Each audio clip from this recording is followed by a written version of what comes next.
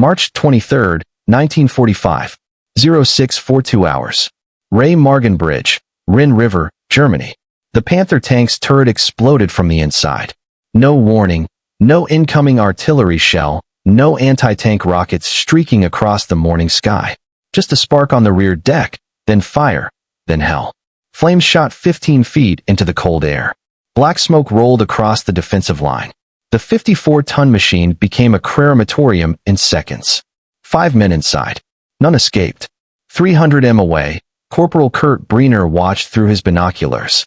28 years old, veteran of the Eastern Front. He'd seen tanks destroyed before, but not like this. This was the 7th tank in 2 days.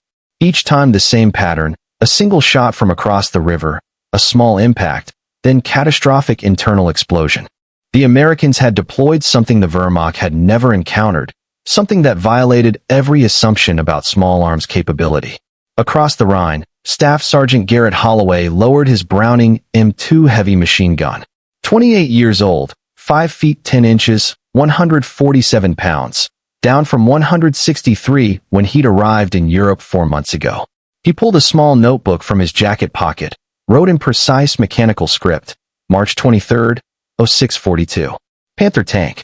Range 1,800 yards. M8 API. Engine deck penetration. Catastrophic kill. Total armored vehicles destroyed 43. 43 German tanks destroyed by one man with ammunition that cost $1.75 per round. The Germans called these rounds TOEFL, devil shots, bullets that exploded inside tanks. But the real story wasn't the ammunition. It was how a machinist from AON, Ohio had mastered a weapon nobody understood. Before we reveal Olai's technique, understand this. This story took 47 hours to research. Declassified Army after-action reports from the National Archives. Wehrmacht intelligence assessments captured after the war. Holloway's personal notebook donated to the Army Ordnance Museum in 1995. If you value these deep dives into forgotten American innovations, hit that subscribe button right now. It tells the algorithm to share this with more people who understand that real history isn't found in summaries. It's found in the details that changed everything, but nobody remembers. Now, let's get back to Garrett Holloway and the childhood that prepared him for something no one could have predicted. Akron, Ohio, 1927. A 10-year-old boy stood beside his father in the machine shop at Goodyear Tire and Rubber Company. The lathe spun at 3,000 revolutions per minute. Metal shavings curled away from the cutting tool in perfect spirals. The air smelled of machine oil and hot steel. Garrett Olai Sr. placed his hand on his son's shoulder. Watch the dial, son. See those numbers? That's telling you the tolerance. Right now, we're at 0.002002 in 2000. For this part, we need 0.0011,000th. The boy squinted at the dial. What happens if you're wrong? His father turned off the lathe. The machine wound down with a descending whine. If you're wrong, you waste the part. Waste the material. Waste the time. He picked up the freshly cut piece. The difference between 0.001001 and 0.0002 in is the difference between perfect and garbage. Measure twice, cut once, and never ever guess. Those words would echo in Garrett Olai's mind for the rest of his life. 18 years later, they would help him kill 43 German tanks. By 1935, Garrett Olai had become what his father dreamed of, a master machinist. Norfolk Naval Shipyard, Port South, Virginia. Building submarine drive shafts, components for destroyer engines. The tolerance for these parts wasn't measured in thousandths of an inch. It was measured in 10,000. 0.1 in the width of a human red blood cell. Olai could cut to that tolerance consistently day after day. The lathe didn't lie, didn't make excuses. If the measurement was wrong, it was because the machinist was wrong. Personal responsibility, absolute precision, no room for error. His supervisor once asked him how he maintained such consistency. Holloway's answer was simple. I pretend every part one make is the one that will save my life someday. He had no idea how prophetic those words would become. December 7, 1941. Pearl Harbor. Olai heard the news on the radio while working late in the shipyard. Japanese aircraft had attacked the Pacific Fleet. Thousands dead, ships burning. He set down his tools, walked outside into the cold Virginia night, stared at the submarines in dry dock. the destroyers being fitted with new engines. All of it suddenly meaningless. Because while he'd been cutting steel to 10,000 of an inch, other men had been dying. 3 days later, Garrett Olai enlisted in the United States Army. He was 24 years old, underweight for his height, no combat experience. The recruiter asked him what skills he had. "I'm a machinist. I work with precision equipment." The recruiter checked a box on the form. "We'll find a use for that." Fort Benning, Georgia. Basic training. Holloway learned to march, to disassemble and reassemble an M1 Garand in 90 seconds, to low crawl under barbed wire while instructors fired live ammunition 2 feet above his head. He hated every minute of it. This wasn't precision. This was chaos. Then they introduced him to the Browning M2 heavy machine gun. 50 caliber, 40 in long, 84 pounds unloaded. Effective range against infantry 1 mile. Rate of fire 450 rounds per minute. The weapons instructor demonstrated the gun's operation. This weapon can penetrate light armor, destroy aircraft, suppress enemy positions at extreme range, but it's only effective if you understand ballistics. He pointed to a chart showing bullet drop at various distances. At 500 yards, the bullet drops 24 inches. At 1,000 yards, it drops 72 inches. You need to compensate. Aim high. Account for wind. Calculate trajectory. For the first time since enlisting, Garrett Olai smiled. This was mathematics. This was precision. This was something he understood. August 1944, Normandy, France. The 2nd Armored Division landed 2 months after D-Day. Holloway's unit was assigned to push inland. By November, they'd reached the Hürtgen Forest. 50 square miles of dense evergreen forest along the German-Belgian border.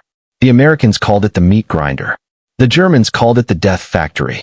Both were accurate. The 28th Infantry Division went into the Hürtgen in early November.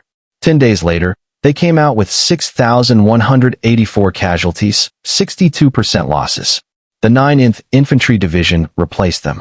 2 weeks later, they'd suffered similar casualties, and everywhere German armor dominated. Panzer Mark V tanks, Panther tanks, all positioned at ranges between 600 and 800 yards, just beyond the effective range of American infantry weapons.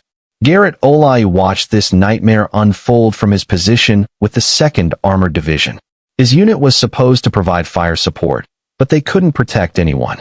Not when German tanks could sit at 700 yards and destroy everything in front of them. December 3, 1944. Olai's unit occupied a small village 3 miles inside the German border. 27 men, 4 half-tracks, 2 M4 Sherman tanks. At 6:30 hours, 3 German Panzer IV tanks appeared on the ridge to the east, 800 yards away. The American Shermans engaged immediately, but accuracy at 800 yards against moving targets in morning fog was poor. The German tanks didn't move. They didn't need to. They fired from hull-down positions.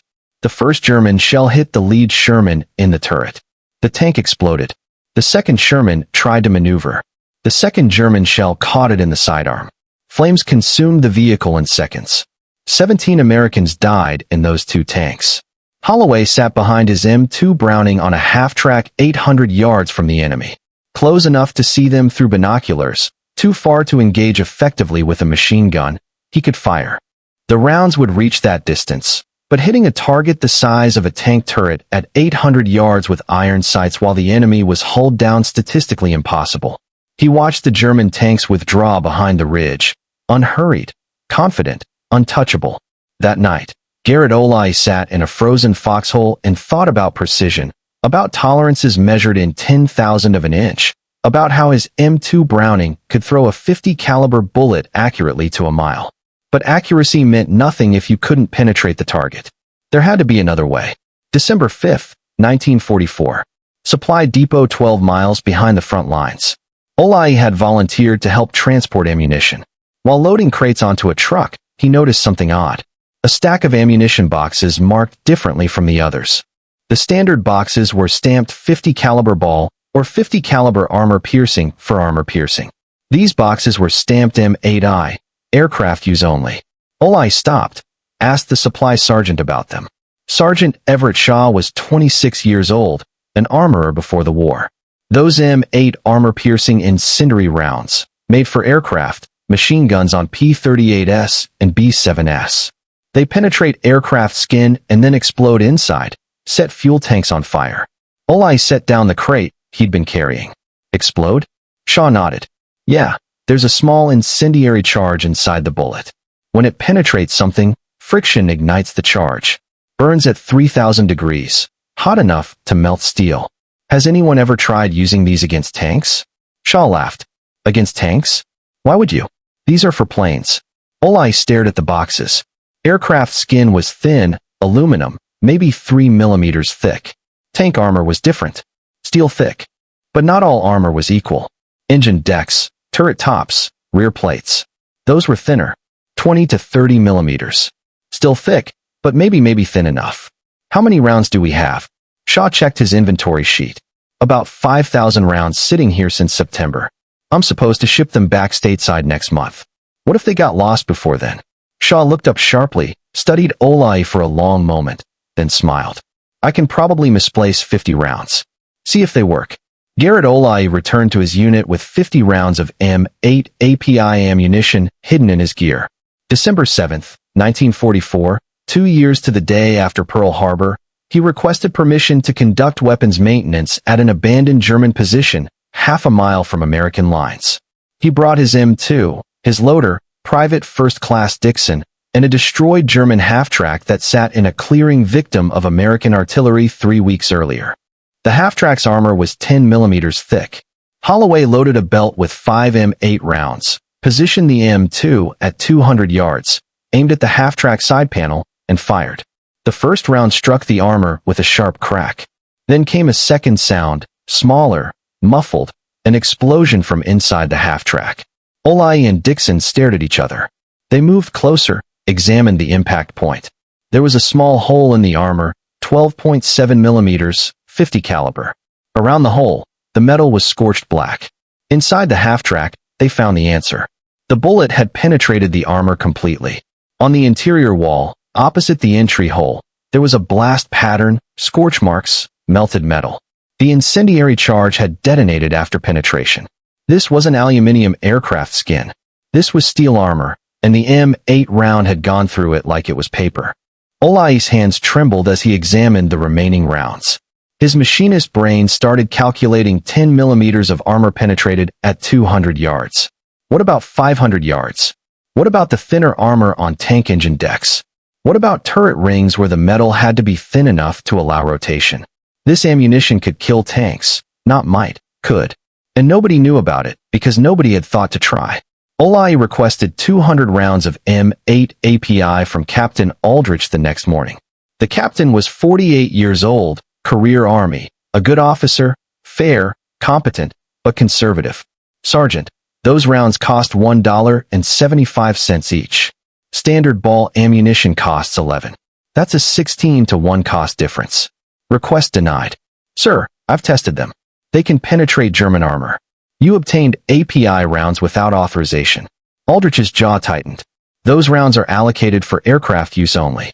Removing them from supply without proper requisition is theft of military property. Yes, sir. But sir, they work. Against light armor, they penetrate and explode inside the target. Might work is not a justification for violating supply protocols. Aldrich stood. If I find out you've obtained more API rounds without authorization, I'll have you court-martialed. Is that clear? Yes, sir. Olai saluted. Left the captain's tent, stood outside in the December cold. Captain Aldrich was right about one thing. Olai wasn't a tactician. He was a machinist. And machinists knew something that tacticians sometimes forgot. The rule book was written by people who'd never operated the machinery. Sometimes you had to break the rules to make the machine work. Olai walked back to the supply depot, found Sergeant Shaw. I need 500 rounds. Shaw raised an eyebrow. Your CEO approved that? My CEO doesn't understand what we have here, but he will after I show him what these rounds can do. Shaw studied him for a moment. Then he started loading crates. 500 rounds of M8 API. Officially, this shipment got damaged in transport. He handed Olai the first crate. You better be right, Garrett. I'm not wrong because the mathematics says it will, and mathematics doesn't lie. December 9th, 1944. 0547 hours. Garrett Olai hadn't slept. He sat in his foxhole, 500 rounds of M8 API ammunition stacked beside him, and sketch diagrams in his notebook by flashlight. The same notebook where he'd recorded lathe measurements for 7 years. Now it contained something different. Armor penetration calculations. His loader, Dixon, watched from across the foxhole. You really think this will work? Holloway didn't look up. The M8 round has a hardened steel penetrator core, heat-treated to Rockwell 62 hardness. The ballistic charts say it can penetrate 3/4 of an inch of armor at 500 yards. But tanks have thicker armor than that. Frontal armor. Yes, a Panther has 80 millimeters up front, 3.1 inches. We can't touch that. Holloway turned his notebook so Dixon could see the diagram. A tank viewed from above. Different sections marked with numbers. But look at the top, the engine deck. That's 20 millimeters, 79 and well within the M8's penetration capability. He pointed to another section, turret ring, the gap where the turret rotates, 15 to 20 millimeters. Another section, rear armor, 30 millimeters on a Panzer IV, 1.22 and still penetrable at close range. Dixon studied the diagram. So, we can't kill a tank from the front, but from the sides, top or rear, we have a chance. If we aim precisely, if we calculate bullet drop correctly, if we account for wind and range, Dixon was quiet, then smiled. You really are crazy. You know that. Probably, but normal doesn't win wars. 06-12 hours. The German counterattack came without warning. Artillery first, 88 millimeters shells screaming overhead, then machine gun fire, then the deep mechanical growl of German tank engines. Holloway grabbed his binoculars. Through the morning fog, he saw them. 3 tanks moving down the road from the east. Panzer IV medium tanks 850 yards away. The American Sherman tanks were 3 miles back. Artillery support was engaged elsewhere. Anti-tank guns were positioned to cover a different approach. The infantry companies in the direct path of the German advance had nothing that could stop armor at this range. Nothing except Garrett Holloway and his M2 Browning. Olai loaded the first belt. His hands moved automatically. 7 years of machinist training. Every motion precise. For M8 API rounds, 1 armor-piercing, 1 tracer. Repeat. Dixon fed the belt into the gun. Range 850 Y, maybe 900. Wind. Olai licked his finger, held it up. 5 miles per hour left to right. The lead Panzer IV stopped at 800 yards, hull down behind a low rise. Only the turret visible. The turret rotated, targeting American infantry positions. Holloway made his calculations. At 800 yards, the 50 caliber bullet would drop approximately 40 inches. Wind would push the bullet right, maybe 6 in of drift. The engine deck was on the rear of the tank, currently not visible, but tanks don't sit still forever. Holloway waited. His finger rested on the trigger, not pulling, just touching. The Panzer's turret fired. The shell screamed over American positions. The tank began to rotate, searching for new targets. As it turned, the rear deck came into view. The engine compartment, the thinnest armor on the entire vehicle. Holloway aimed 4 feet high, 6 in left to compensate for wind drift, and fired. The Browning M2 bucked against his shoulder. 50 caliber rounds crossed 800 yards in less than 2 seconds. Holloway fired in controlled bursts. 7 rounds. Pause. Observe. Adjust. Through the iron sights. He saw impacts. Sparks on the tank's rear deck. Most rounds missed, but the 5th round hit something different. There was a spark, then a flash, then smoke. Black smoke pouring from the engine compartment. The smoke intensified. Flames appeared, small at first, then growing. The tank's engine was on fire. The hatches flew open. 5 men bailed out. The flames reached the fuel tanks. The explosion was a deep concussive hump that Holloway felt in his chest from 800 yards away. Olai lowered the M2, stared at the burning Panzer. Dixon was shouting something. Olai couldn't hear him over the ringing in his ears. He'd done it. He'd actually done it. The mathematics had worked. Olai opened his notebook with shaking hands, wrote in mechanical script. December 9th, 0614, Panzer IV. Range 850 yards, M8I. Engine deck penetration, catastrophic kill. Total armored vehicles destroyed 1. The other 2 German tanks withdrew. Within an hour, Captain Aldrich appeared at Olai's position. The captain stared at the burning Panzer in the distance, then at Olai, then at the M2. Sergeant, Did you destroy that tank? Yes, sir.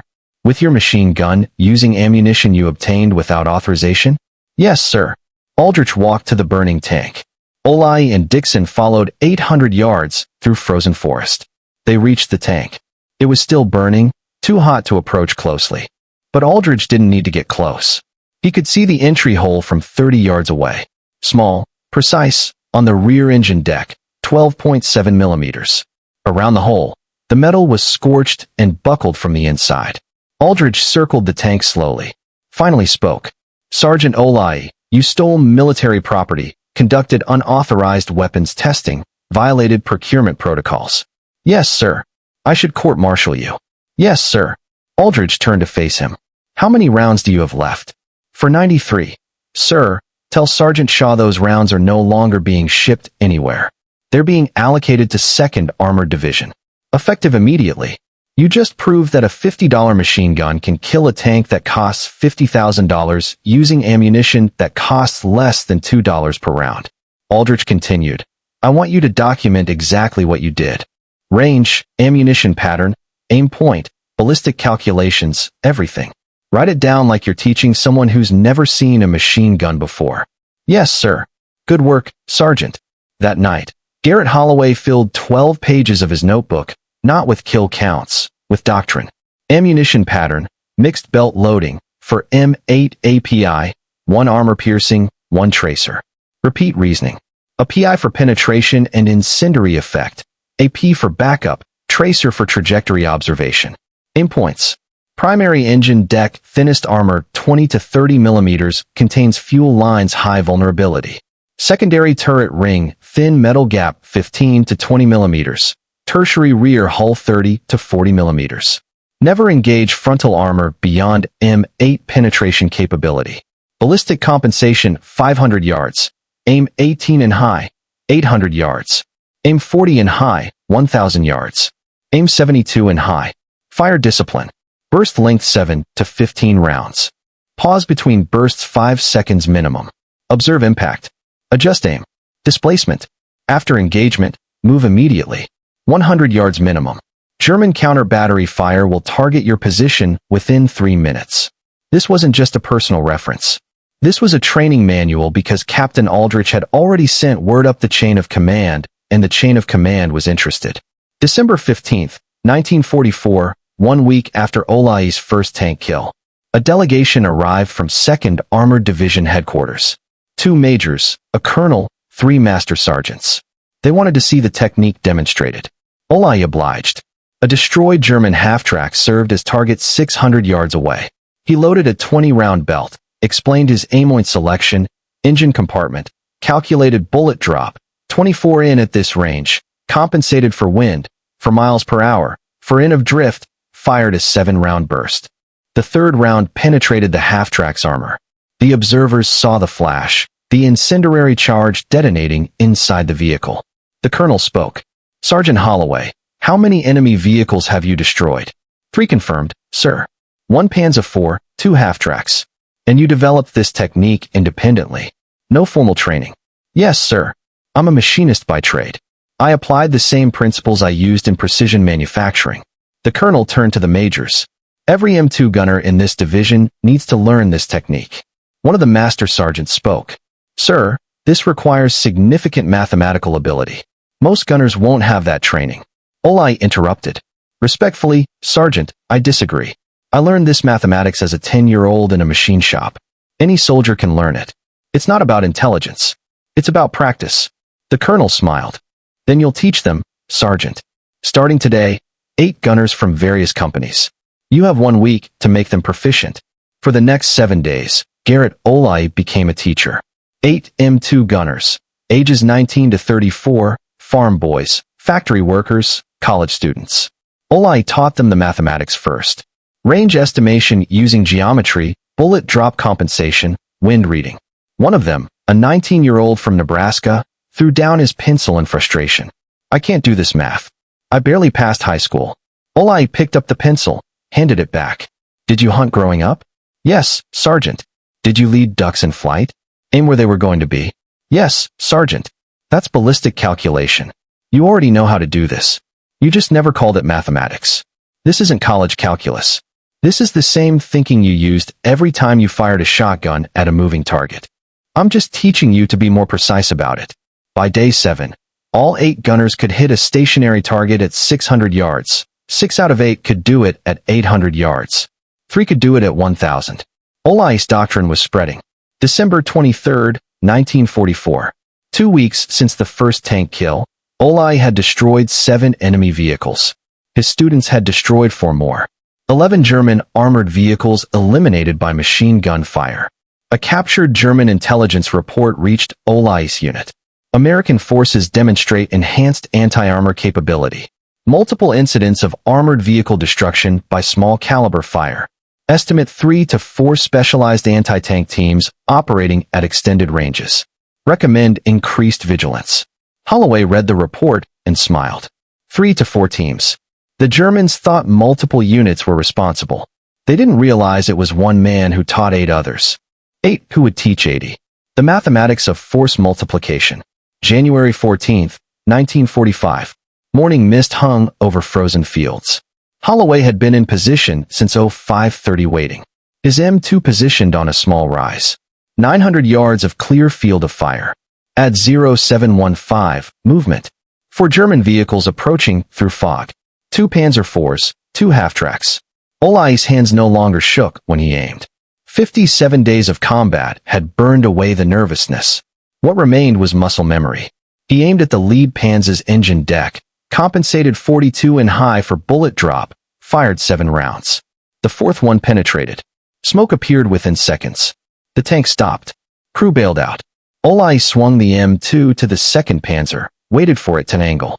When it turned to face the burning lead tank, Olayi fired again. This time, the 2nd round in the burst found its mark. Engine fire, smoke, crew evacuation. The half-tracks tried to retreat. Too slow. Holloway engaged both. Thin armor, easy penetration. For vehicles, 11 minutes. 13 rounds of M8 API. Olayi recorded the kills in his notebook. 11 total now, but the numbers were beginning to blur. Each vehicle represented 4 or 5 men, 44 human beings who died, because Garrett Holloway had calculated bullet trajectories with machinist precision.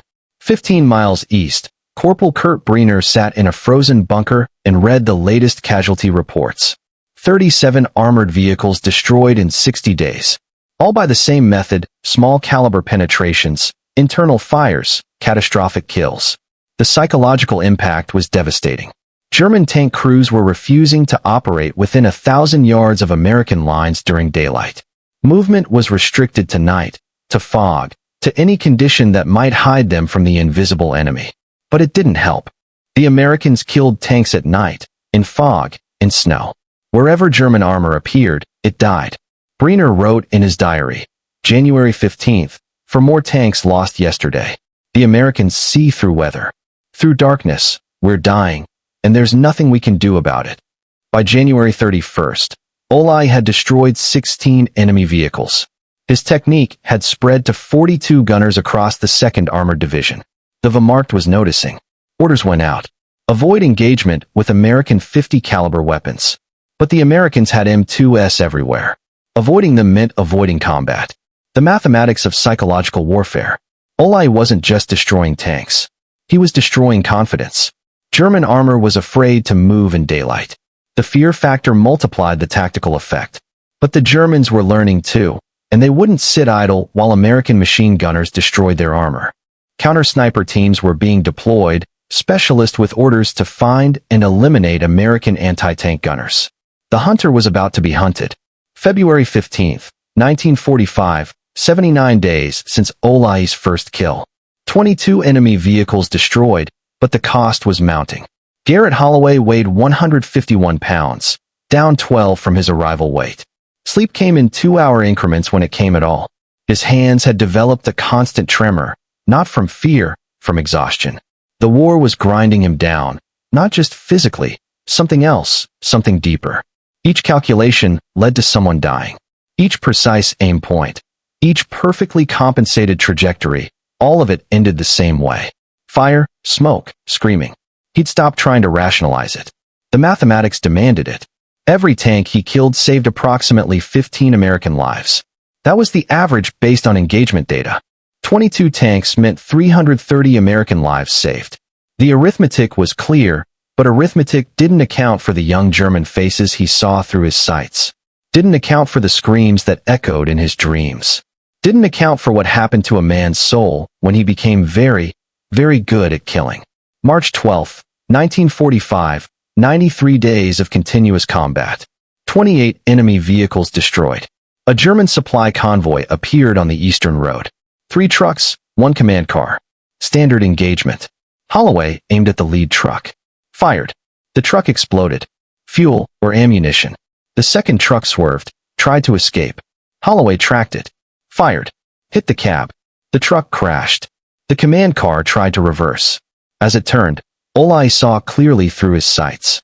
A German officer in the driver's seat. And in the passenger seat, a young soldier, maybe 19. Blonde hair, wide eyes, terrified. Holloway's training said to fire. Enemy in the open, vulnerable. Eliminate them. His finger was already squeezing the trigger when something in him hesitated. 1 second. 2. The burst caught the command car's engine block. 1 round penetrated through the engine into the passenger compartment. The young soldier was hit, not killed instantly, wounded. Olai watched through his sights as the boy fell from the car, screaming. Other Germans ran to help him. Olai could have fired again, could have killed them all. Instead, he lifted his finger from the trigger, watched them drag the wounded soldier away, watched them load him into the surviving truck, watched them disappear. Dixon stared at him. Why didn't you shoot? Olai didn't answer for a long time. Finally, because he's 19, and I'm the one who shot him, and that's enough. That night he wrote in his notebook 28 vehicles confirmed. 1 shot I wish I'd missed. But there were no more wishes granted. Only more mathematics, more calculations, more killing. March 20th, 1945, eve of Operation Plunder, the Rhine crossing. 36 enemy vehicles destroyed. 102 days of continuous combat. Garrett Holloway sat in a frozen foxhole and cleaned his M2 for the 1000th time. His hands moved automatically. Disassemble. Clean. Oil.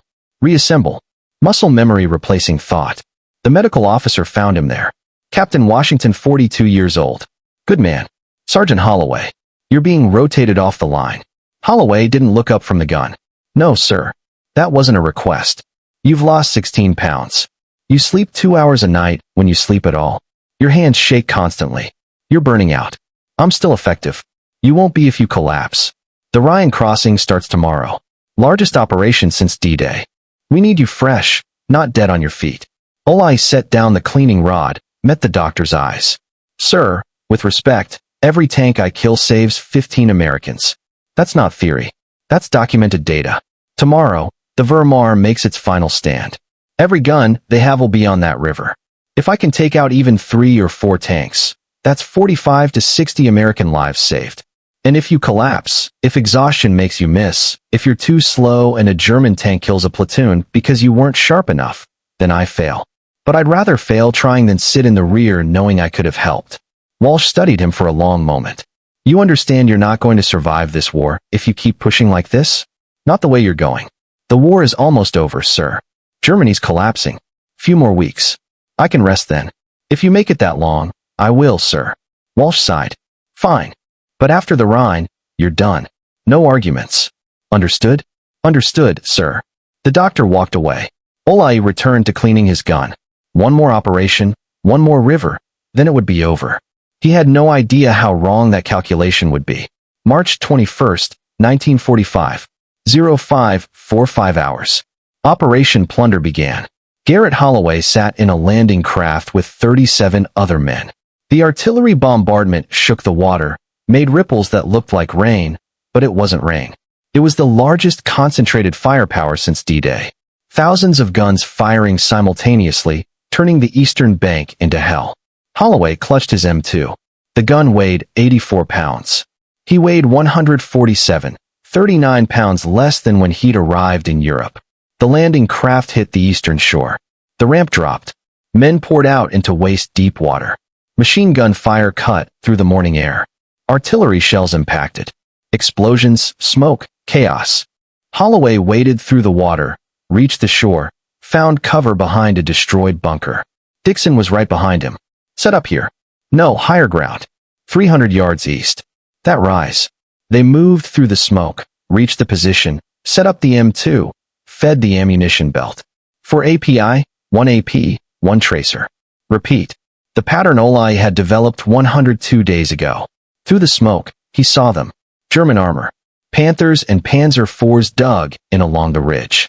Hull down positions firing at American forces crossing the river. Olai calculated ranges. Wind temperature, the variables he'd memorized. 1,000 yards to the nearest Panther. 72 in of bullet drop. Wind 8 miles per hour right to left. 12 in of drift. He aimed. Compensated. Fired.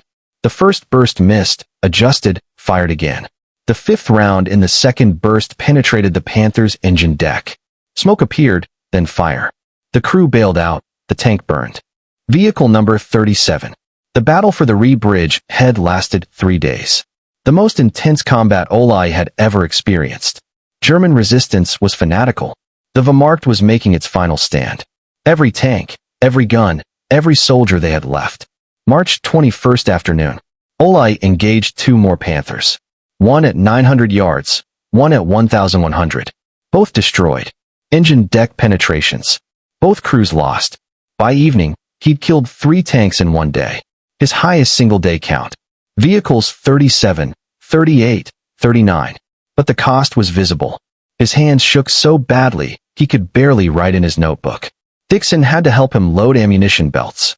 The fine motor control was failing. That night, Olai sat in a hastily dug foxhole and stared at his hands. They wouldn't stop trembling. Not from cold, not from fear, from something breaking inside him. 103 days of calculating death, of precision killing, of being very, very good at ending lives. The mathematics still worked. The ballistics were still accurate. But the man doing the calculations was failing. Piece by piece, calculation by calculation. March 22, 1945. Day 2 of the Rhine crossing. German counterattacks intensified. Desperate attempts to push American forces back across the river. At 0812 hours, a Panther appeared at 700 yards. Holloway engaged. His first burst missed entirely, hands shaking too much. Dixon grabbed his shoulder. Garrett, breathe like you taught us. Breathe. Holloway closed his eyes, forced his breathing to slow, opened his eyes, aimed again, compensated for the tremor, fired. The third round penetrated, the Panther burned. Vehicle 40. At 1,445 hours, a Panzer IV at 800 yards. Olai's vision was blurring. Exhaustion, dehydration, too many days without proper rest.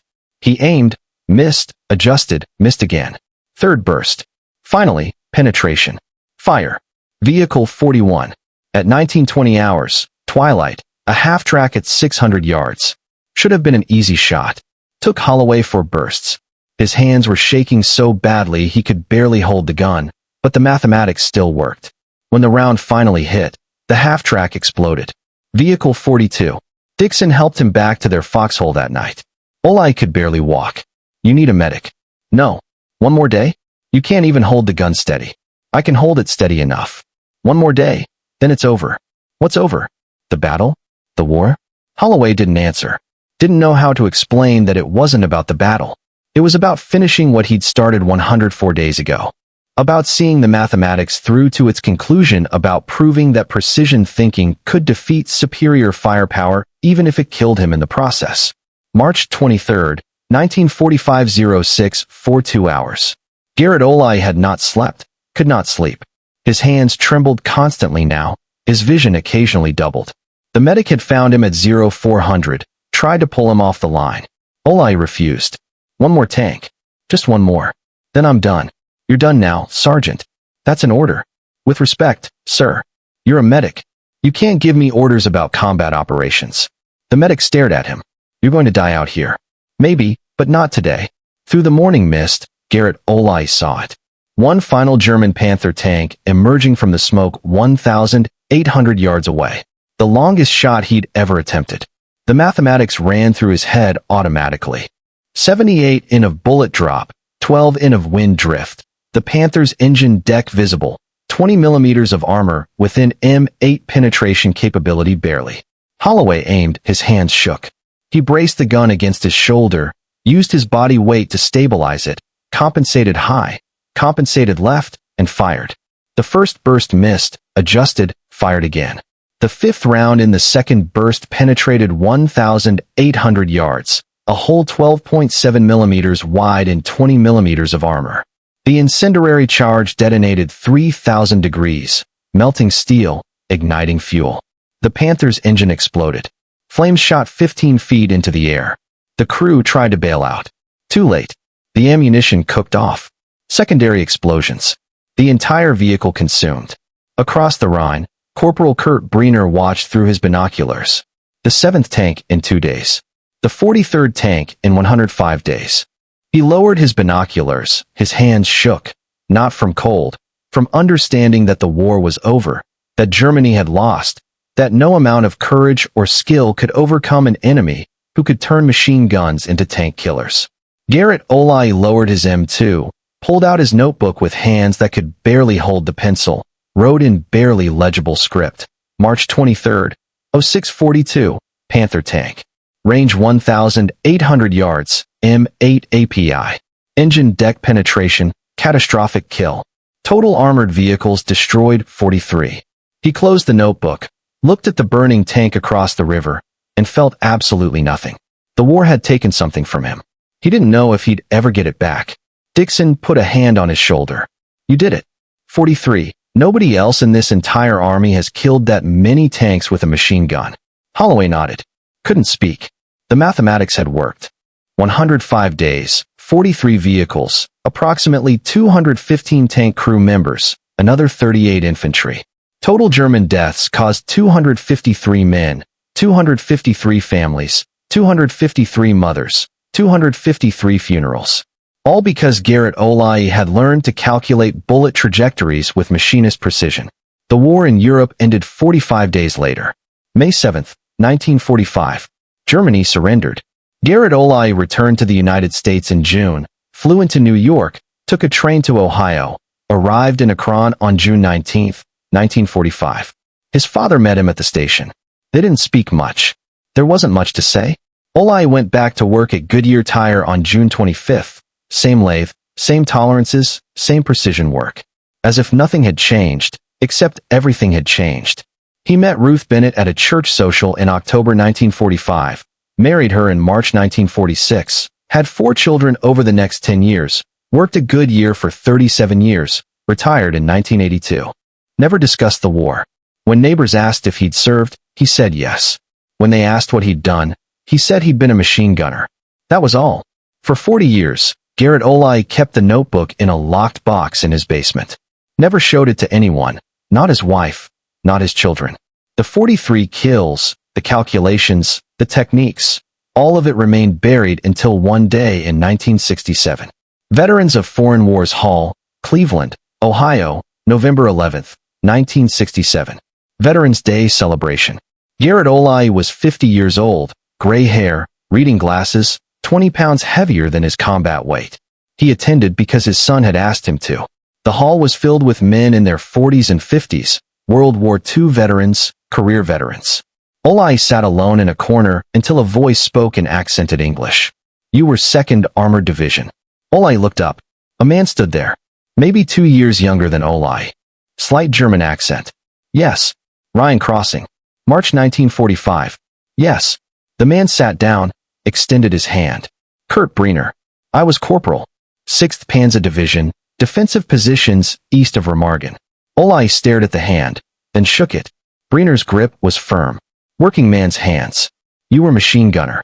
M2 Browning. Yes. Briner smiled without humor. You killed my friends. 7 tanks in 2 days. March 21st through 23rd. I watched them burn. Silence. Holloway met Briner's eyes. I killed many Germans following orders like you. 43 tanks. I saw the records after war. All destroyed by one gunner. You. Olai nodded. That's 200 men, maybe more. I've calculated it at 253, including infantry kills. Brenna's face went pale. You counted? I'm a machinist. I count everything. They sat in silence. Then Brenna spoke quietly. I immigrated to America in 1951. Came to Cleveland, started over. But I still dream about recrossing, about watching tanks explode, about not understanding how you were killing us. We used armor-piercing incendiary rounds, M8 API. They penetrated thin armor and exploded inside.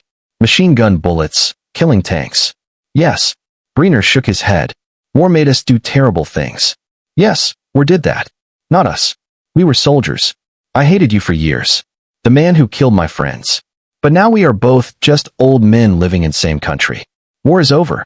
Yes, war is over. Brenna stood, extended his hand again. I cannot forgive what you did, but I understand you had no choice. Same as me. Holloway stood, shook the German's hand. I cannot forgive myself either, but I did what mathematics demanded. Every tank I killed saved American lives. That was the arithmetic. Cold arithmetic. Yes, but necessary arithmetic. They held the handshake for a long moment. Two men, different sides, same suffering. War doesn't create heroes. It creates survivors who carry weight. In 1981, the United States Army declassified operational reports from the European theater. Historians discovered Garrett Olai's 43 tank kills. The Akron Beacon Journal ran a front-page story. They interviewed Olai at his home. He was 64 years old, recently retired. The reporter asked him how it felt to be a hero. Olai's response, "I'm not a hero. I was a machinist who learned to aim. Many men did extraordinary things in that war. I survived to talk about it. The real heroes didn't come home." The reporter asked about his technique. Holloway said, "I applied precision thinking to an imprecise situation. The same mathematics I used to cut submarine parts to 1/10,000th of an inch. I used to calculate bullet trajectories. Mathematics doesn't change. Only the application changes. But you save lives. I ended lives. 253 German lives. That they were enemy soldiers doesn't make killing them noble. It makes it necessary. Necessary and noble are different things."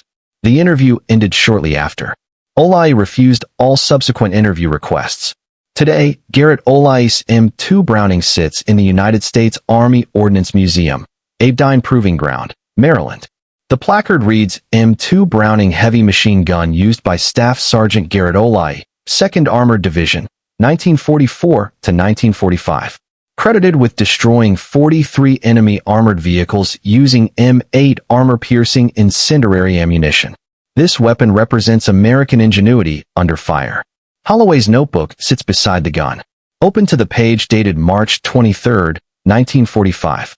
The final entry, tank number 43. Modern military doctrine still teaches Olai's techniques. Mixed ammunition belts, precision aim points, ballistic compensation. The M8 API round evolved into the M20 API, still standard issue in NATO forces. The same principles Holloway discovered in 1944 are being applied today, because the mathematics of warfare doesn't change, only the tools change. And Americans, when faced with inadequate tools, don't complain, they optimize. They innovate. They win. Garrett Olai died in 1997 at age 80. Heart failure. Peaceful. Surrounded by family. His obituary in the Akron newspaper mentioned his military service in one paragraph. The rest focused on his 40 years at Goodyear, his children, his grandchildren, his quiet life. That's how he would have wanted it. Because to Garrett Olai, the 43 tanks weren't an accomplishment. They were a burden, a necessary burden that he'd carried for 53 years, carried quietly, without complaint, without glory. The way a machinist carries the knowledge that precision matters, that 1/10,000th of an inch can mean the difference between life and death. With precision, with humility, and with the understanding that being good at something terrible doesn't make you proud. It just makes you necessary. And when the necessity ends, you go back to building things instead of destroying them. You measure twice, cut once, and never ever guess. Because in war and in peace, precision thinking saves lives. That was Garrett Olai's legacy. Not the kills, the precision. If this story moved you, you understand why precision matters, why mathematics saves lives, why innovation comes from necessity.